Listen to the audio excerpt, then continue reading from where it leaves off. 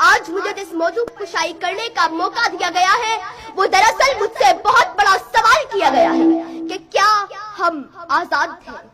جناب اعلیٰ، اس سوال کا جواب لکھنے کے لیے جب میں نے قلم اٹھایا تو میری نگاہوں کے سامنے حق کی بات کرنے پر موت کا تحفہ حاصل کرنے والے صحافی عزیز میمون کی لاش آئی تو پھر میرے دل میں خیال آیا کہ ایسا ایک واقعہ تو ہر ملک، ہر وطن، ہر دیش، ہر مٹی، ہر جگہ ہو جاتا ہے، لیکن پھر میرے خیالوں میں بچوں کے سامنے سڑک پر جاتی کا نشانہ بننے والی ماں آئی جس نے میرے قلم کو یہ لکھنے پر مجبور کر ہی دیا کہ ہم آزاد نہیں، ہم اس کے قیدی ہیں۔ کہ اتنے میں اس بات نے میرے دل کو تسلی دی کہ دیکھو، آزاد ملک میں بیٹھ کر ناشکری جیسے الفاظ مت لکھنا۔ اب اس بات نے میرے دل کو بہلایا ہی تھا کہ ATM مشین کے کیمرہ سے منہ چلانے والی ویڈیو میرے زمین کو جھنجھانے لگی کہ لکھ تو حق لکھ۔ یہ صلاح الدین اپنی پوری قوم سے منہ چلا کر کہہ رہا ہے کہ جان کی امان پاؤں، ایک بات کہوں، جہاں ذہنی توازن ٹھیک نہ ہونے والے شخص کو بھی بے دردی سے مارا جائے وہاں کوئی آزاد نہیں۔ آج میں مارا گیا ہوں، کل کوئی اور مارا جائے گا، انصاف کا سوچنا ہی نہیں، بس مذمت سے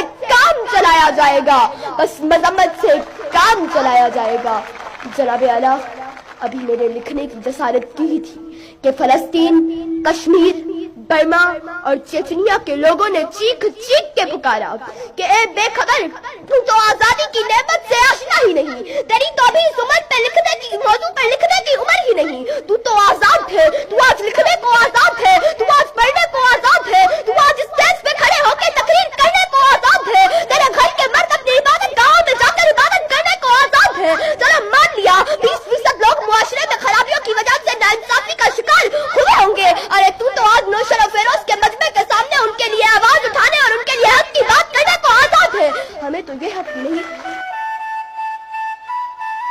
کہ ہم بیت المقدس پر اپنا پرچم لہرا سکے، ہمیں تو یہ حق بھی نہیں کہ ہم سری نگر کو اپنی ملکیت بتا سکے۔ ارے اگر آج تم نے اس قلم سے خود کو آزاد نہ لکھا تو یاد رکھو، تم نے 1947 کی جدوجہد پر وار کیا، تم نے لفظ آزادی کو رسوا ایک بہت بڑی نعمت سے انکار کیا، تم نے آزادی کی غلط تشکری کر کے نام بہت بیکار کیا، اور تم نے خود کو قیدی کہہ کے قلم کا غلط استعمال کیا، تم نے خود کو قیدی کہہ کے قلم کا غلط استعمال کیا۔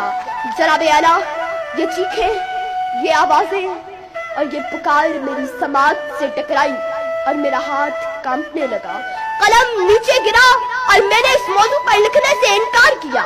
اور بلاخر میں اس نتیجے تک پہنچی کہ میں اس ایوان میں بیٹھے ہر ایک شخص کو دونوں پہلو بتا کر فیصلہ آپ لوگوں پر چھوڑا جائے کہ کیا ہم آزاد ہیں،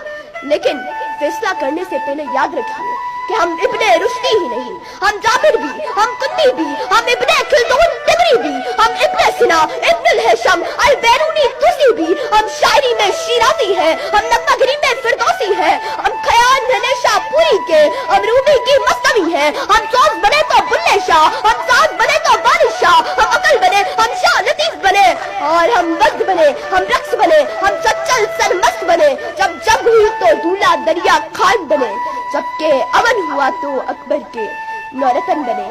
آپ کی سماعتوں کا بہت شکریہ۔